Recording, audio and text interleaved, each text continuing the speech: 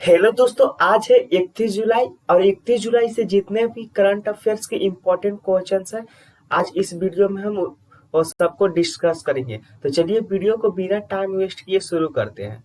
Number 1 question, हाल ही में अंतर्राष्ट्रीय बाघ दिवस कब मनाया गया है?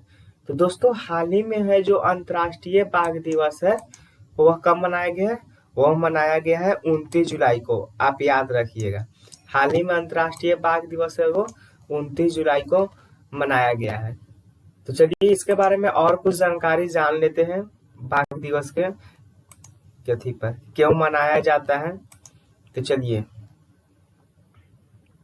दोस्तों, विश्व भर में 29 जुलाई को बाघ दिवस अंतर्राष्ट्रीय बाघ दिवस के रूप में मनाया जाता है। यह दिवस जागरूकता दिवस के तौर पर भी मनाया जाता है। दोस्तों, यह दिवस है जो जागरूकता दिवस के तौर पर भी मनाया जाता है। इस दिवस को मनाने का मुख्य उद्देश्य जंगली बाघों के निवास के संरक्षण और विस्तार को बढ़ावा देने के साथ बाघों के संरक्षण के प्रति जागरूकता बढ़ाना है। इनकी तेजी से कम हो रही संख्या को नियंत्रित करना बहुत जरूरी है, नहीं तो ये खत्म हो जाएंगे। इस खास दिन का मकसद बाघों के संरक्षण को लेकर लोगों में जागरूकता पैदा करना है। विश्व में बाघों की लगभग 70% आबादी भारत में रहती है। दोस्तों, विश्व भर में भारत में है जो 70% आबादी थी बाघों की, वह केवल भारत में रहती है। देश में बाघों की लगभग मतलब है 2967 संख्या है, जबकि पूरी दुनिया में 3900 बाघ ही बचे हैं। साल 2010 में की गई गणना के मुताबिक बाघों की संख्या 1706 थी। वहीं 2018 में गणना के अनुसार देश में बाघों की संख्या बढ़कर 1967 हो गई है। बता दें कि देश भर में बाघों की जनगणना हर 4 साल में होती है। दोस्तों, देश भर में बाघों की जनगणना है जो कितने साल में होती है? 4 साल में होती है, आप याद रखिएगा, जिससे उनकी ग्रोथ रेट का पता लगाया जाता है। साल 1973 में देश भर में मात्र 9 टाइगर रिजर्व ही थे। कितने थे? 9 टाइगर रिजर्व। अब है जो 51 हो गया है, आप याद रखिएगा। बाघों बाघ है जो दोस्तों रात में देखने की क्षमता इंसानों से कितना 6 गुना है जो ज्यादा होता है। बाघ अगर अपनी पूरी क्षमता से दौड़े तो वो 65 किलोमीटर प्रति घंटा के स्पीड से दौड़ सकता है। कितना? 65 किलोमीटर प्रति घंटा के स्पीड से। चलिए नेक्स्ट क्वेश्चन की ओर आगे बढ़ते हैं। हाल ही में वह कौन सा देश है जो भारत समेत रेड लिस्ट में शामिल देशों के लिए 3 साल की यात्रा प्रतिबंध की घोषणा की है? तो दोस्तों, वह देश है सऊदी अरब। आप याद रखिएगा, सऊदी अरब है जो वो भारत समेत जो रेड लिस्ट में शामिल देश है उन पर 3 साल का यात्रा प्रतिबंध का घोषणा किया है। चलिए इसके बारे में कुछ और जानकारी जान लेते हैं। दोस्तों, सऊदी अरब ने हाल ही में अफगानिस्तान, अर्जेंटीना, ब्राजील, मिस्र, भारत, इंडोनेशिया, लेबनान, पाकिस्तान, दक्षिण अफ्रीका, तुर्की और संयुक्त अरब अमीरात सहित कई अन्य देशों में जाने का ट्रांजिट करने पर पाबंदी लगाई हुई है। सऊदी अरब की राजधानी है दोस्तों कहाँ है? रियाद है। और सऊदी अरब की मुद्रा है वो रियाल है। यहाँ की धरती रेतीली है तथा जलवायु उष्णकटिबंधीय मरुस्थल है। यह विश्व का अग्रणी तेल निर्यातक देशों में गिना जाता है। किस निर्यातक देशों में दोस्तों गिना जाता है? तेल निर्यातक में, आप याद रखिएगा। चलिए नेक्स्ट क्वेश्चन की ओर आगे बढ़ते हैं। हाल ही में पेटीएम पेमेंट्स बैंक ने कितने करोड़ फास्टैग का आंकड़ा पार किया है? तो दोस्तों, हाल ही में पेटीएम पेमेंट बैंक है जो वह 1 करोड़ फास्टैग का आंकड़ा पार किया है, आप याद रखिएगा। चलिए इसके बारे में कुछ और जानकारी जान लेते हैं। दोस्तों, पेटीएम का मुख्यालय कहाँ है? दोस्तों, पेटीएम का मुख्यालय है जो वो नोएडा उत्तर प्रदेश में। कहाँ है? नोएडा उत्तर प्रदेश। अब पेटीएम के संस्थापक और सीईओ कौन है? विजय शेखर शर्मा जी हैं। अब पेटीएम की स्थापना है जो 2009 में हुई थी, आप याद रखिएगा। चलिए नेक्स्ट क्वेश्चन की ओर आगे बढ़ते हैं। हाल ही में आरबीआई ने किस बैंक पर 5 करोड़ रुपए का मौद्रिक जुर्माना लगाया है? तो दोस्तों, 5 करोड़ रुपए का मौद्रिक जुर्माना हाल ही में एक्सिस बैंक पर आरबीआई ने लगाया है। आरबीआई का दोस्तों पूरा नाम क्या होता है? रिजर्व बैंक ऑफ इंडिया होता है, आप याद रखिएगा। और एक्सिस बैंक का मुख्यालय कहाँ है? दोस्तों, एक्सिस बैंक का मुख्यालय है वह मुंबई में है। और इसकी स्थापना है जो एक्सिस बैंक की वो 1993 में हुई थी। और इसके एक्सिस बैंक के एएमडी और सीईओ कौन है? एएमडी और सीईओ है जो दोस्तों वो अमिताभ चौधरी हैं, आप याद रखिएगा। चलिए नेक्स्ट क्वेश्चन की ओर आगे बढ़ते हैं। हाल ही में भारत का वह कौन सा राज्य है जो ट्रांसजेंडर व्यक्तियों के लिए नौकरी आरक्षित करने वाला पहला राज्य बन गया? तो दोस्तों वह राज्य है कर्नाटक, आप याद रखिएगा। इसका आंसर है जो कर्नाटक हो जाएगा, ऑप्शन नंबर डी। चलिए इसके बारे में कुछ और जानकारी जान लेते हैं। दोस्तों वर्तमान समय में कर्नाटक के मुख्यमंत्री कौन है? बसवराज एस बोईमई। और कर्नाटक के राज्यपाल हैं वह थावर चंद गहलोत हैं।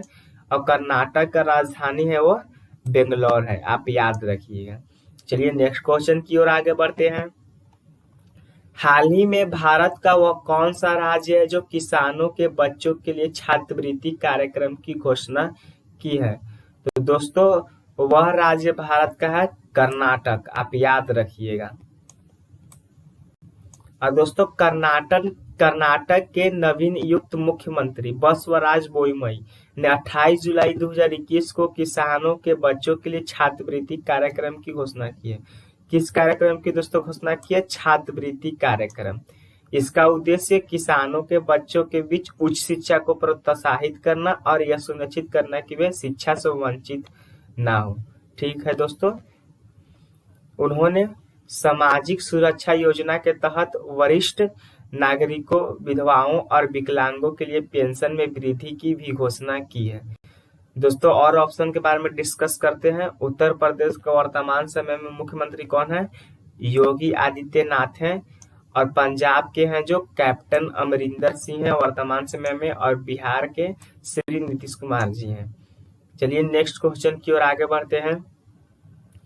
US agency for international development की एक पहल स्वच्छा वायु उत्प्रेरक कार्यक्रम के लिए चुना जाने वाला एकमात्र भारतीय शहर कौन सा है? तो दोस्तों वो भारतीय शहर है इंदौर, आप याद रखिएगा। इसका राइट आंसर हो जाएगा ऑप्शन नंबर बी। चलिए इसके बारे में और कुछ जानकारी जान लेते हैं। दोस्तों इंदौर नगर निगम और मध्य प्रदेश प्रदूषण नियंत्रण बोर्ड के सहयोग से शहर की हवा को शुद्ध करने के लिए परियोजना 5 साल तक लागू रहेगी। दोस्तों कितने साल तक लागू रहेगी? 5 साल तक। इंदौर को भारत के सबसे स्वच्छ शहरों के रूप में भी जाना जाता है। और इंदौर शहर कहाँ है दोस्तों? वह मध्य प्रदेश राज्य में स्थित है। वर्तमान समय में मध्य प्रदेश के मुख्यमंत्री श्री शिवराज सिंह चौहान हैं, आप याद रखिएगा। चलिए नेक्स्ट क्वेश्चन की ओर आगे बढ़ते हैं। हाल ही में किस राज्य सरकार ने बांस औद्योगिक पार्क की आधारशिला रखी है? तो दोस्तों हाल ही में है जो असम राज्य सरकार ने औद्योगिक पार्क की आधारशिला रखी है, यानी कि इसका राइट आंसर है जो ऑप्शन नंबर ए हो जाएगा, असम। चलिए इसके बारे में कुछ और जानकारी जान लेते हैं। दोस्तों असम राज्य की राजधानी क्या है? दिसपुर है। मुख्यमंत्री कौन है? सर्बानंद सोनोवाल है। और ऑप्शन के बारे में डिस्कस करते हैं। मिजोरम की राजधानी क्या है? आइजोल है। मुख्यमंत्री जोरामथंगा है। और केरल की राजधानी क्या है? तिरुवनंतपुरम है। और मुख्यमंत्री पिनाराई विजयन है। और दोस्तों सिक्किम की राजधानी क्या है? गंगटोक है, आप याद रखिएगा। चलिए नेक्स्ट क्वेश्चन की ओर आगे बढ़ते हैं। अमेरिका ने हाल ही में भारत के टीकाकरण कार्यक्रम में सहायता के तौर पर कितने करोड़ डॉलर की मदद की घोषणा की है? तो दोस्तों हाल ही में अमेरिका है जो 2.5 करोड़ डॉलर के लिए वह घोषणा किया है। इसका राइट आंसर है जो बी हो जाएगा। चलिए इसके बारे में कुछ और जानकारी जान लेते हैं। संयुक्त राज्य अमेरिका की राजधानी दोस्तों कहाँ है? वाशिंगटन डीसी है, आप याद रखिएगा। और वर्तमान समय में अमेरिका के जो राष्ट्रपति हैं वो जो बाइडेन है। चलिए नेक्स्ट क्वेश्चन की ओर आगे बढ़ते हैं। हाल ही में केंद्र सरकार ने मेडिकल कोर्स में ओबीसी और ईडब्ल्यूएस छात्रों को कितने फीसदी आरक्षण देने की घोषणा की है?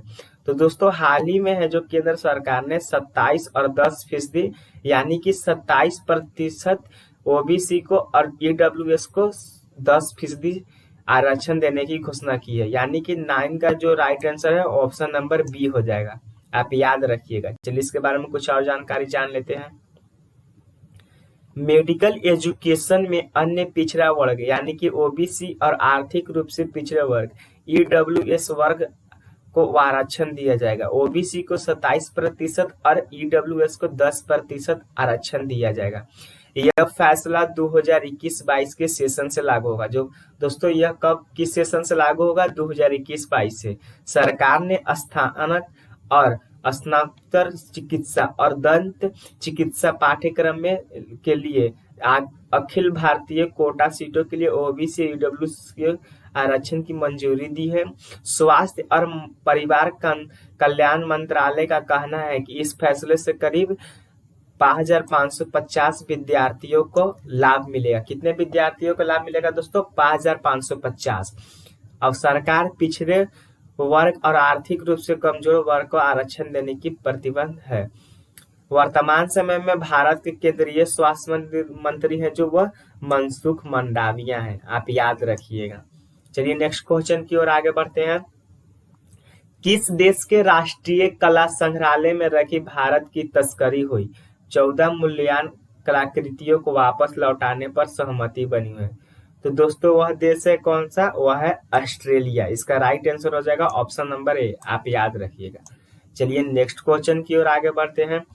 प्रधानमंत्री नरेंद्र मोदी ने गांव के बच्चों को प्ले स्कूल की सुविधा देने के लिए निम्न में से किस प्रोग्राम को शुभारंभ किया? तो दोस्तों हाल ही में प्रधानमंत्री नरेंद्र मोदी जी ने वो जो प्रोग्राम का शुभारंभ किए हैं वो प्रोग्राम का नाम है विद्या प्रवेश प्रोग्राम, यानी कि 11 नंबर क्वेश्चन का राइट आंसर है जो ऑप्शन नंबर ए हो जाएगा, आप याद रखिएगा। चलिए इसके बारे में कुछ और जानकारी जान लेते हैं। प्रधानमंत्री नरेंद्र मोदी जी ने गांव के बच्चों को प्ले स्कूल की सुविधा देने के लिए विद्या प्रवेश प्रोग्राम को मतलब शुभारंभ किया। किस प्रोग्राम का शुभारंभ किया दोस्तों? विद्या प्रवेश प्रोग्राम। अब तक प्ले स्कूल का कॉन्सेप्ट बड़े शहरों तक सीमित है, विद्या प्रवेश के जरिए यह गांव-गांव जाएगा। दोस्तों इसका उद्देश्य है कि मतलब कि गांव-गांव में भी जो स्कूल इधर स्थित है उन सब तक भी कॉन्सेप्ट मतलब प्ले स्कूल का परिचित कराया जाए बच्चों की सबसे। यह प्रोग्राम आने वाले समय में यूनिवर्सल प्रोग्राम के तौर पर लागू होगा और राज्य भी इसे जरूरत के हिसाब से लागू करेंगे। देश के किसी भी हिस्से में अमीर हो या गरीब उसकी पढ़ाई खेलते और हंसते हुए आसानी से होगी दोस्तों, इसका मुख्य उद्देश्य। चलिए नेक्स्ट क्वेश्चन की ओर आगे बढ़ते हैं। मानव तस्करी के खिलाफ विश्व दिवस निम्न में से किस दिन मनाया जाता है? तो दोस्तों मानव तस्करी के खिलाफ विश्व दिवस है जो वह 30 जुलाई को मनाया जाता है, यानी कि इसका राइट आंसर है जो 12 का ऑप्शन नंबर सी हो जाएगा। चलिए इसके बारे में कुछ और जानकारी जान लेते हैं। दोस्तों संयुक्त राष्ट्र हर साल 30 जुलाई को मानव तस्करी के खिलाफ विश्व दिवस के रूप में मनाया जाता है।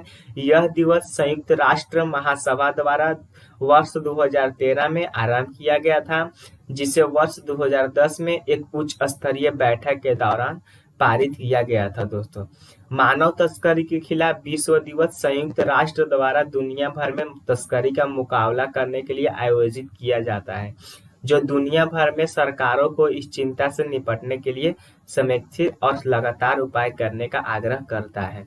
दोस्तों तो चलिए इस वीडियो को यहीं खत्म करते हैं। यदि आपको यह वीडियो पसंद आया तो प्लीज आप इस वीडियो को लाइक करें। दोस्तों इस वीडियो का पीडीएफ आपको हमारे टेलीग्राम चैनल में मिल जाएगा, तो यदि आप हमारे टेलीग्राम चैनल में ज्वाइन नहीं है तो प्लीज आप हमारे टेलीग्राम चैनल में जरूर ज्वाइन हो जाइए। आपको मेरे टेलीग्राम चैनल का लिंक इस वीडियो के डिस्क्रिप्शन में मिल जाएगा। और साथ ही दोस्तों आप इस वीडियो को अपने दोस्तों के साथ शेयर करें और हमारे चैनल को जरूर सब्सक्राइब करें। मिलते हैं नेक्स्ट वीडियो में।